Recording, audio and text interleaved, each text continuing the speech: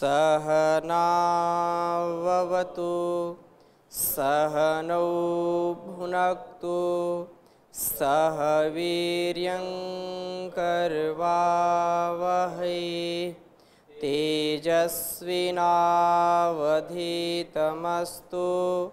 मा विद्विषावहै।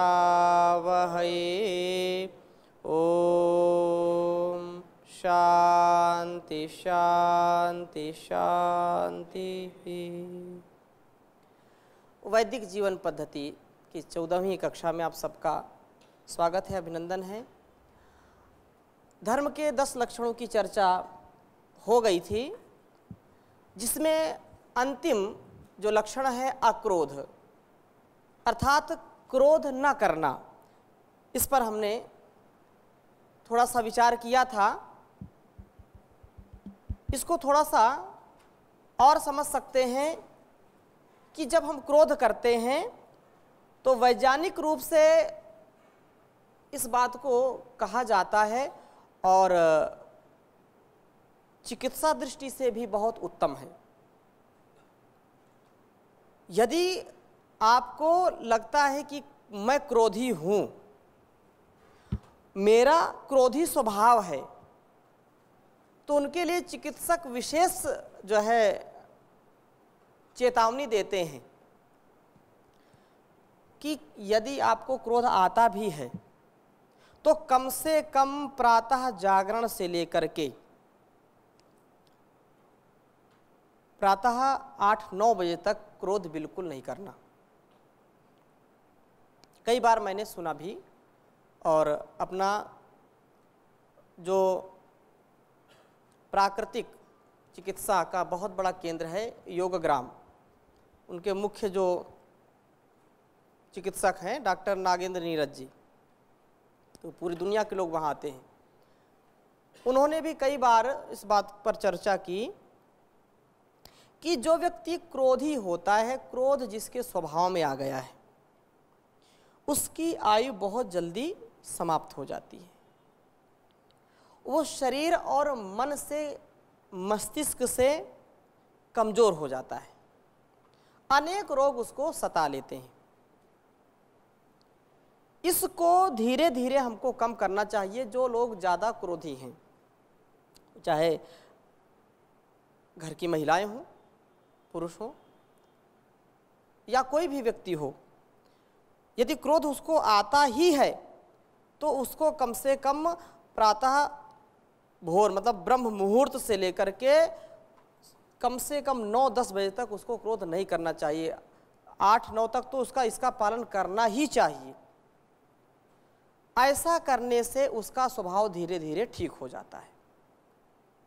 एक बार व्यक्ति क्रोध करता है तो इतनी जो है नकारात्मकता शरीर में उत्पन्न होती है, इतने नेगेटिव हार्मोन्स का सिक्रेशन होता है, जिससे उसकी मांसपेशियां, उसके जो कोशिकाएं हैं, वो बहुत क्षतिग्रस्त होती हैं। इसलिए क्रोध पर नियंत्रण करने का प्रथम उपाय ये है कि आप सुबह, जैसे हम यहाँ तो गुरुकुल की दिनचर्या ही है कि रात्रि शयन मंत्र के बाद आपको यज्ञ पर्यंत मौन रहना है। ये गुरुकुली परंपरा है, यही वैदिक परंपरा है, यही वैदिक जीवन है। क्यों? उसमें हजारों प्रकार की बातें आपको ऐसी मिलेंगी, क्योंकि हम एक एक विषय पर पुनः चर्चा करेंगे, इसलिए थोड़ा सा संकेत मैं यहाँ पर कर रहा हूँ। फिर कभी आगे के प्रसंग में क्रोध को और इसमें ज़्यादा प्रकाश डाला जाएगा। क्रोध का, यदि हम क्रोध के शिकारी हो गए, मतलब क्रोध हमारे ऊपर हावी हो गया, हम क्रोध का शिकार बन गए, तो हम कभी भी अच्छे नहीं बन सकते। हमारे अंदर कितने भी गुण हो, वो उनकी कदर नहीं कोई करेगा। हम दूसरों से कट जाएंगे, दूसरों के हृदय में हमारा स्थान नहीं रह जाएगा। कोई हमारे ऊपर विश्वास नहीं करेगा कि भाई ये पता नहीं कब क्रोध इसको आ जाए, और क्रोध आते ही पता नहीं क्या क्या ये बोल जाए। किसका जो है, अभी व्यवहारिकता में आप देखो कि भाई उनसे दूर रहो, पता नहीं कब क्या बोल दें। भले ही उसका दिल बहुत अच्छा हो। कई लोग बोलते हैं क्या करूं जी, मेरा तो स्वभाव ऐसा ही है, लेकिन मैं दिल से बुरा नहीं हूं, मैं तो सबकी जो है भलाई चाहता हूं, सबको चाहता हूं अच्छा हो, लेकिन क्या करूं, नियंत्रण नहीं है। तो उनके लिए मैं इस बात को जो है बता रहा हूं, निवेदन कर रहा हूं कि कम से कम वे जागने के बाद से लेकर के 8-9 बजे प्रातः तक वो मौन रहें, ज़्यादा बात ना करें, जितना आवश्यक हो उतना बोलें, और कम से कम क्रोध तो बिल्कुल ना करें, एक बार भी क्रोध ना करें। और सुबह उठते ही जैसे बाथरूम जाते हैं, तो आजकल तो घरों में भी बाथरूम में दर्पण लगाते हैं, आईना लगाते हैं, तो एक बार जाकर के उसके सामने मुस्कुराएं जरूर, उस अपने को देख करके मुस्कुराइए। इससे भी क्रोध की भावना दूर होती है और मन पर नियंत्रण होता है, आयु भी बढ़ती है, हम तनाव से मुक्त हो जाते हैं। सुबह 2-3 बार उठते हुए, मुंह धोते हुए और तैयार होते होते कई बार मुस्कुराइए, आईने को देख करके, शीशे को देख करके कई बार मुस्कुराइए। और यदि लगता है कि ये इस बात पर क्रोध करना है तो वहाँ से थोड़ी देर के लिए दूर हो जाइए या शांत रहिए। इससे धीरे धीरे व्यक्ति के स्वभाव में परिवर्तन हो जाएगा और व्यक्ति में धर्म के लक्षण घटने लगेंगे, व्यक्ति धार्मिक हो जाएगा। तो ये अक्रोध की जो भावना है, अक्रोध जो धर्म का 10वां लक्षण है, इस पर हमको कार्य करके विशेष रूप से हम उत्कर्ष को प्राप्त हो सकते हैं। तो धर्म के ये जो 10 लक्षण हैं, इसके विषय में थोड़ी चर्चा की, और भी इससे संबंधित धर्म क्या है इसकी चर्चा और हम करते हैं।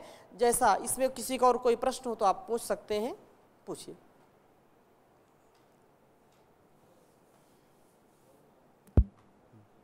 ओम स्वामी जी, आपने क्रोध की बहुत सारे माने हानियाँ बताई जी ऐसे हम भी देखते हैं कि व्यवहार में क्रोध से बहुत काम हो जाते हैं, जी। तो क्रोध कहाँ पे करना चाहिए? मैंने इस बात को कहा, क्रोध नहीं करना है, क्रोध नहीं करना, मन्यु करना है। आप दूसरों को समझाने के लिए, दूसरों को सही राह पर चलाने के लिए, दूसरों से सेवा लेने के लिए, दूसरों को अधर्म से बचाने के लिए भी यदि किसी को डांटते हो, समझाते हो, तो आपको अपने स्वभाव पर उसका नकारात्मक प्रभाव ना पड़े, इसके लिए पूरा जागरूक रहना है। आप किसी को डांटते फटकारते भी हो तो भी अपने शरीर को, अपने मन को नियंत्रित करके ही करना है। ये अंदर से पूरा शांत रहना है। जैसे सागर का उदाहरण लोग देते हैं, सागर का उदाहरण देते हैं कि सागर ऊपर से खूब उछल कूद करता है, बड़ी बड़ी ऊंची ऊंची लहरें उठती हैं उसमें, लेकिन अंदर से क्या होता है? शांत होता है, प्रशांत। ऐसे ही आप दूसरों को दिशा देने के लिए, कार्य कराने के लिए यदि आपको डांटना पड़ता है, फटकारना पड़ता है, उसका निषेध नहीं कर रहे हैं हम। किसी को आंखें दिखा रहे हैं, दिखाइए, लेकिन अंदर से आपकी स्थिति सागर के जैसी हो। ठीक है? ओम स्वामी जी। हाँ। कुछ भाइयों को या बहनों को क्रोध दिखाई नहीं देता है, हाँ। लेकिन अंदर क्रोध करते हैं, फिर उनका ब्लड प्रेशर बढ़ जाता है। हाँ ताऊ जी, ये बात बिल्कुल ठीक है। इसको हमने पीछे कक्षा में इसका जिक्र किया था कि वे लोग उससे ज़्यादा खतरनाक होते हैं जो प्रकट नहीं करते, गुस्से को प्रकट नहीं करते, बोलते नहीं हैं, लेकिन अंदर अंदर उस क्रोध की, उस बदले की भावना से कुंठित होते हैं। हाँ, वो सुलगना बड़ा कठिन है। ये चाहे आग का सुलगना हो या अंदर अंदर व्यक्ति का सुलगना हो, दोनों हानिकारक है। आग सुलग रही है, धुआं होगा तो भी आँखों में और लोगों को पीड़ा देगा। व्यक्ति जो अंदर अंदर सुलगता है वो भी अपने आप को नष्ट करता है और दूसरों से ठीक बातें नहीं करेगा, दूसरों को भी कष्ट देगा। तो ये सुलगना दोनों ओर से गड़बड़ है। अर्थात क्रोध आया तो 2-4 शब्द बोल लिया तो कम से कम चलो ठीक, वो भी नहीं होना चाहिए, फिर भी हो गया तो क्षम्य है, कल्याणकारी हो सकता है। लेकिन जो व्यक्ति छोटी सी बात पर प्रतिक्रिया नहीं दे सकता अपने से बड़ों के सामने, लेकिन अंदर अंदर वो क्रोधी है, अंदर अंदर उसने गांठ बांध ली, तो वो ठीक नहीं है, कल्याणकारी नहीं है। तो इस धर्म के विषय में एक बहुत ही प्रसिद्ध और बहुत ही अच्छा श्लोक है, इसको आप सबको याद कर लेना चाहिए।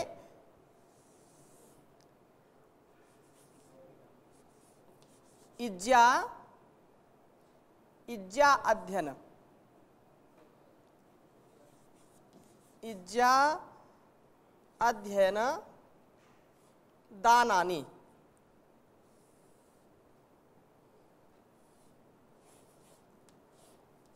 इज्जा अध्ययन दानानि तपः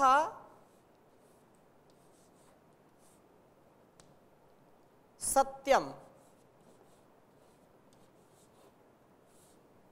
तपः सत्यम क्षमा दमः। थोड़े थोड़े अंतर मिलेंगे, लेकिन आपको ये स्मरण रहे, आप इसको समझ सकें, इसलिए मैं कई ढंग से आपको बता रहा हूं। क्षमा दमः, क्षमा दमः।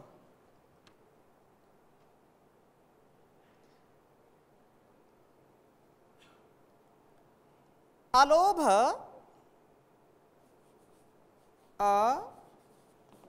अलोभ,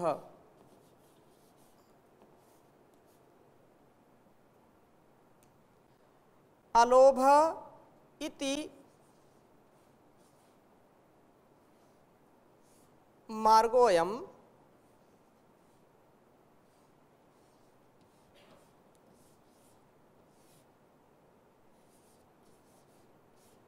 मार्गोऽयं धर्मस्य अष्टाविधा स्मृतः।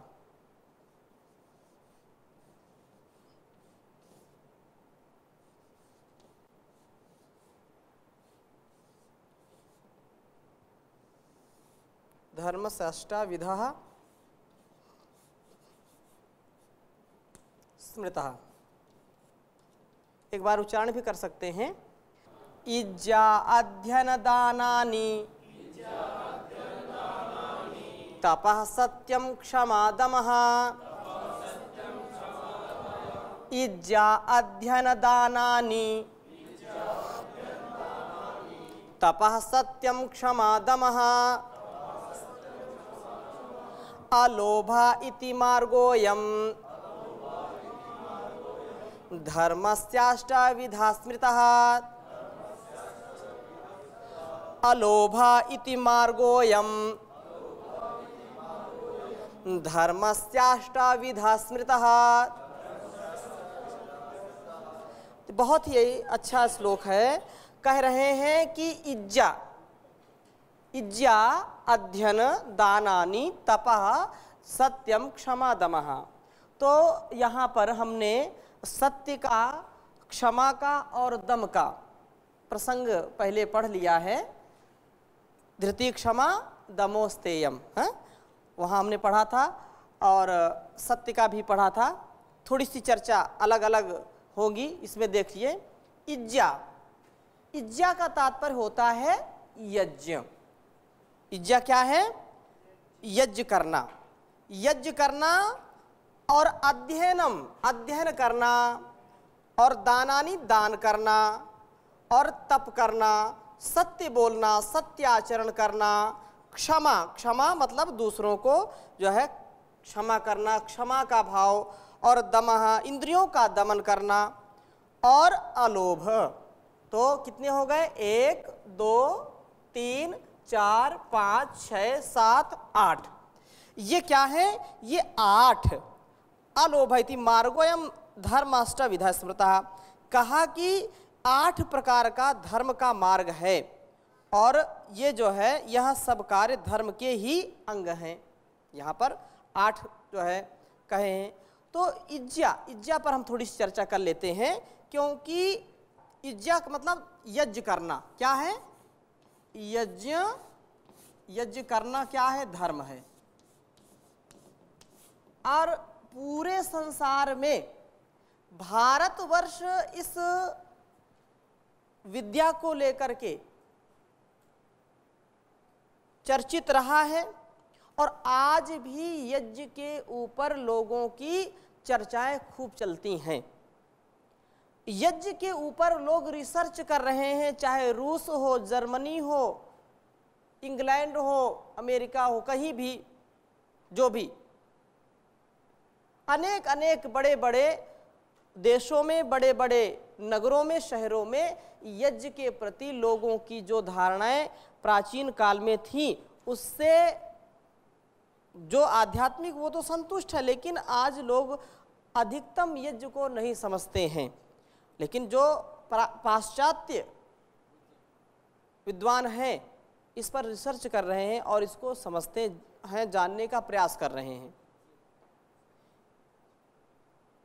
इज्जा जो धर्म का अंग यहाँ बताया गया, और जो वैदिक जीवन है, जो क्योंकि सभी कहते हैं हमारा यज्ञीय जीवन होना चाहिए। एक तो यज्ञ हम करते ही हैं, दैनिक यज्ञ करते हैं, अग्निहोत्र यज्ञ करते हैं, वो हमारे दैनिक जीवन में उत्कर्षता को लाए, हमारे स्वभाव में उत्कर्षता आए। यज्ञ का जो अर्थ महर्षि पाणिनि ने किया, देव पूजा, संगतिकरण, दान, ये 3 चीजें आती हैं। देव 2 प्रकार के मुख्य रूप से होते हैं, एक जड़ देवता, एक चेतन देवता। तो इन जड़ देवता और चेतन देवताओं की यथा योग सत्कार करना, ये पूजा कहलाती है। देव पूजा, संगतिकरण, परस्परता में मिलजुल करके रहना, एक दूसरे की भावना का ध्यान रखना, सामंजस्य बिठा करके रखना, ये धर्म है, इज्जा है, यज्ञ है। और दान, दान इसमें भी आया है, लेकिन यज्ञ ही एक यज्ञ, यदि 2 शब्दों में भारतीय संस्कृति को, मूल संस्कृति को हम कहना चाहें तो क्या है? योग और यज्ञ। योग और यज्ञ से ही हमारा संपूर्ण अस्तित्व है, बिना इसके हमारा निर्वहन नहीं हो सकता है। तो योग और यज्ञ, तो यहाँ यज्ञ की बात करें, यज्ञ करना, और इसको लोग याग भी बोलते हैं। क्या बोलते हैं? याग, होम याग बोलते हैं ना, होम और याग। बड़े बड़े याग जो होते थे, एक तो दैनिक यज्ञ होता है, वो तो होता ही होता है। बड़े बड़े याग, सोम याग है और राजसूय यज्ञ है, ऐसे बहुत प्रचलित रहा। और होम बोलते हैं इसको गांव में। तो होम का तात्पर्य यदि हम यहाँ समझने का प्रयास करें, आप लिखते हैं अंग्रेजी में, क्या लिखते हैं?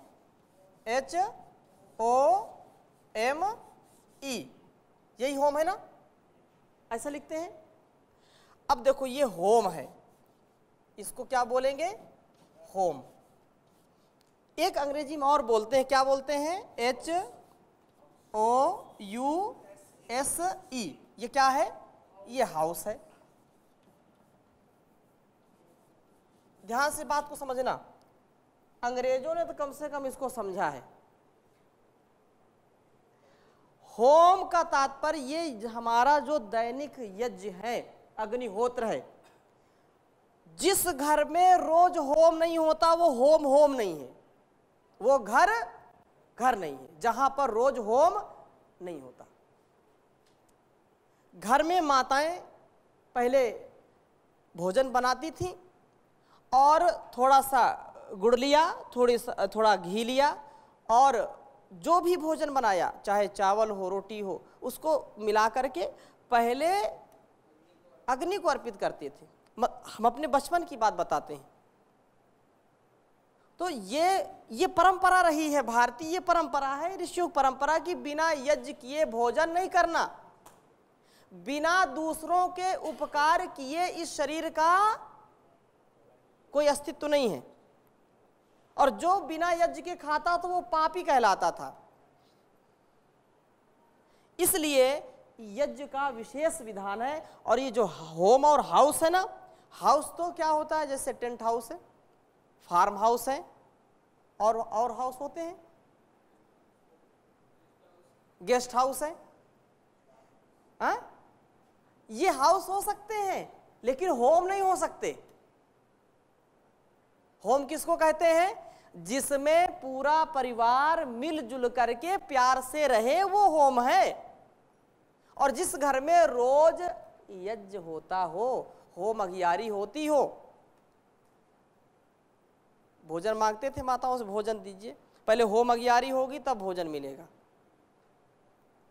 ये हमारी परंपरा, ये संस्कृति है, और ये कोई आडंबर वाली स्थिति नहीं है। इससे जो भी हम अर्पित करते हैं अग्नि को, वो उसका 1000 गुना इस वातावरण में फैलाता है। 1 चम्मच घी, गुड़ या जो भी अनाज डालते हैं उसका वो 1000 गुना इस वातावरण में फैला देता है, जिससे वातावरण बिल्कुल विशुद्ध हो जाता है। बैक्टीरिया, रोगाणु सब नष्ट हो जाते हैं। सुंदर सुंदर जो है बहुत ही मन को लुभाने वाली हवा बहती है, मन को प्रसन्न करने वाला वातावरण बन जाता है। लोग बोलते हैं इसकी ज़रूरत ही नहीं है, बिना मतलब काम है ये, जितना घी आप उसमें अग्नि में डालो उतना घी किसी को खिलाओ तो कम से कम हष्ट-पुष्ट हो जाएगा। ये क्या अग्नि में जलाने से कभी कुछ होता है क्या? तो वो पदार्थ विज्ञान को नहीं जानते। पदार्थ विज्ञान को जानने वाला व्यक्ति कभी इस बात को नहीं कह सकता। क्यों? क्योंकि पदार्थ अग्नि में डालने से उसका 1000 गुना उसकी जो है उपयोगिता बढ़ जाती है, वो सूक्ष्म हो जाता है। बोले कैसे समझाओ? जैसे एक छोटी सी मिर्च या बड़ी सी मिर्च एक व्यक्ति खाएगा, दूसरे को पता नहीं चलेगा। एक मिर्च को क्या किया, उसको चटनी बना दिया, तो एक मिर्च की चटनी कितने लोग खा सकते हैं? 2, 4, 5, 10, इससे ज़्यादा तो नहीं खा सकते। और यदि दाल सब्जी में भी डालोगे तो भी ज़्यादा नहीं खा पाएंगे। उसी मिर्च को आप अग्नि में डाल दीजिए, अग्नि में जैसे पड़ेगी तो चाहे हजारों लोग यहां पर बैठे हों, सबको उसका असर होता है। ये पदार्थ विज्ञान है। इसीलिए इस विज्ञान को हमारे ऋषियों ने जाना, समझा और उसको स्वयं जीवन में जिया, दूसरों के लिए भी प्रेरणा बन करके बताया, प्रेरणा स्रोत बन करके उन्होंने ये शिक्षा, ये उपदेश किया कि भाई यज्ञ करके ही आपको भोजन लेना है, क्योंकि यज्ञ सर्वोपरि, यज्ञो वै श्रेष्ठतमम कर्म। सुपरलेटिव डिग्री लगा दी। यज्ञ सर्वश्रेष्ठ कर्म है, सब सर्वोत्तम, सबसे उत्तम कर्म है। और ये यज्ञ केवल अग्निहोत्र ही नहीं, अपने स्वभाव में भी हम यज्ञीय जीवन जिए, दूसरों के लिए, उपकार के लिए हम ये कार्य करें। ये है यज्ञ की महिमा। तो इसलिए हमारे जो विधान में, हमारे ऋषियों की जो परंपरा थी, वो 5 महायज्ञों का विधान था। कौन कौन से? एक तो ब्रह्मयज्ञ, देवयज्ञ, फिर अतिथि यज्ञ, बलवैश्वयज्ञ और पितृयज्ञ। ये जो परंपरा है, इससे हमारे ऋषियों का जो वैभव है इससे छलकता है, और उनकी जो वैज्ञानिकता है, जो परस्परता है, जो प्रेम है, जो करुणा है, जो सृष्टि, इस समष्टि के लिए उपकार की भावना, इससे जागृत होती है, इससे स्पष्ट होता है। लेकिन आजकल कोई नहीं। हम अपने संस्कृति को जान करके उसको जीने का जब प्रयास करेंगे तब उसका आनंद ले पाएंगे, लेकिन इसको जीना नहीं चाहते। लोग शहरों में बसना चाहते हैं। अतिथि यज्ञ होता था, हाँ, अतिथि यज्ञ। अतिथि यज्ञ होने से घर में विद्वानों का आना जाना होता था, और अतिथि आए घर में बड़ी प्रसन्नता होती थी लोगों को। लेकिन आज अतिथि यज्ञ है नहीं, तो ज्ञान का जो स्तर है वो नीचे गिर गया। ब्रह्म की उपासना करते नहीं, घर में शुद्धि नहीं होती, न ज्ञान से और न यज्ञ से, तो कहाँ से विचार अच्छे आएंगे? इसलिए ये 5 महायज्ञों का जो हमारे आश्रित होते थे, जो पशु पक्षी, उनको भी अन्न भोजन दिया जाता था ताकि वो समरसता बनी रहे। लेकिन ये स्थिति ठीक नहीं हो पा रही है। पहले क्या होता था, लोग लिखते थे दरवाजे पर अतिथि देवो भव, अतिथि देवो भव। फिर क्या लिखने लगे? स्वागतम। और समय आया स्वागतम को सुस्वागतम या स्वागतम, फिर लिखने लगे वेलकम। वेलकम के बाद फिर अब लोग लिखने लगे, पट्टियां लगाते हैं, काले काले बोर्ड दरवाजे के पास लगाते हैं, कुत्तों से सावधान। अरे कुत्तों से सावधान करेंगे तो कहां से अतिथि आएंगे आपके घर में?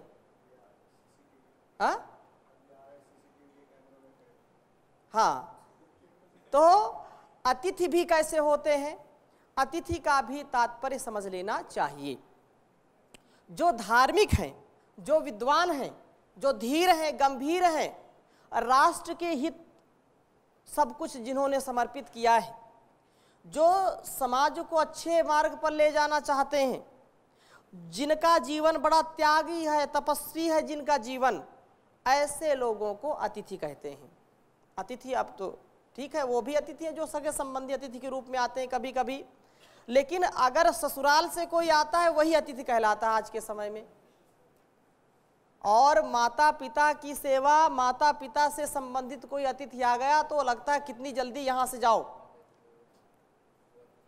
ये अब दूसरी बात ये भी है कि कभी कोई रात्रि में या दिन में कहीं कोई ठग आ गया, कोई चोर आ गया, लुटेरा आ गया, तो वो कोई अतिथि है क्या?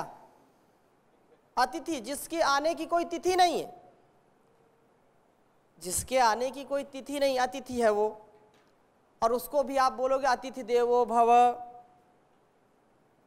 चोर रात्रि में आ जाए उसकी कोई तिथि निश्चित है क्या? ऐसा नहीं। इसीलिए कहा जो धार्मिक है, जो विद्वान है, जो दूसरों के लिए परहित में जिसने अपने जीवन को लगाया है, वही अतिथि है। अतिथि की सेवा ये धर्म है। अतिथि देवो भव। माता पिता गुरु आचार्य की सेवा करना,